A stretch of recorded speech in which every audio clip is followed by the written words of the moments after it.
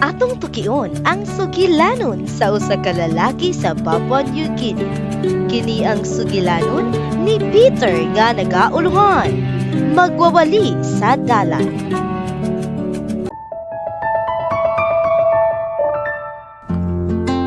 Si Peter kanunay naguna-una sa plano sa Dios para sa iyang kinabuhi. Sa iyang pagkabata, gitudloan siya sa iyang mga ginikanan, mga magtutudlo og Kristohanon sa pag-ampo ug pag-ila sa Dios. Apan sa pagkabatan-on, naimpluwensyahan siya sa iyang mga barkada sa mga butang nga nagpalayo kaniya sa Dios. Pag-abot sa pagkahamtong, nagpuyo si Peter nga nag-inusara sa baybayon ug nag-ampo dala ang usa ka pangutana sa Dios sulod sa 7 ka bulan. Unsa ang imong plano alang sa akong kinabuhi? Usa ka Biyernes, nagpuasa si Peter ug nagampo, nagtinguha og klarong tubag.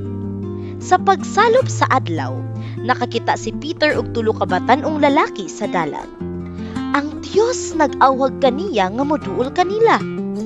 Iyang nailan si Thomas, George ug Junior, mga magwawali sa dalan nga nagpakaylap sa ebanghelyo sa baybayon. Gitan-aw ni Peter sila nga magwali sa dalan sa merkado ug bisan asa nga adunay mga katawhan. Usa ka Sabado sa gabii, nakatulog siya uban ang Biblia sa dughan ug nakakita og panan-awon. Usa ka anghel nagbukas sa Mateo 10. Nakasabot si Peter nga mao kini ang plano sa Dios.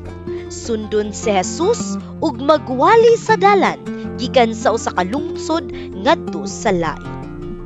Human sa pila ka mga panahon, nabautismohan si Peter ug misuporta sa 3 ka magwawali. Nagbiyahe uban kanila ug misugod sa pagwali sa dalan. Human sa usa ka tuig, nisalmot siya sa 2 ka bulan nga training sa Southwest Papua Mission aron makakat-on sa pagpaambit sa tinuohan sa Seventh-day Adventist Church.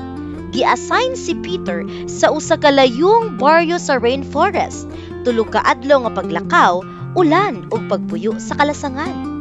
Didto, gisugyot siya sa lokal nga simbahan nga walay pastor sulod sa 25 ka tuig aron sa pagtabang. Misugot si Peter ug nagserbisyo sulod sa usa ka tuig. Pag-uli niya sa ilang panimalay, nakadawat siya og bayad para sa iyang pag-eskwela sa Amaura Adventist School of Ministry.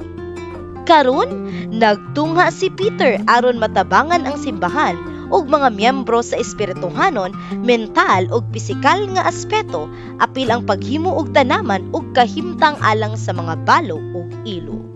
Si Peter nag-ingon, uban sa Dios, posible ang tanan. Bisan wala siya kasigurado sa iyang sunod nga buluhaton, andam si Peter sa pagsunod sa Dios. Ang 13th Sabbath offering makatabang sa Amaura Adventist School of Ministry sa pag-andam sa mga katawhan aron mapakaylap ang maayong balita sa Papua New Guinea.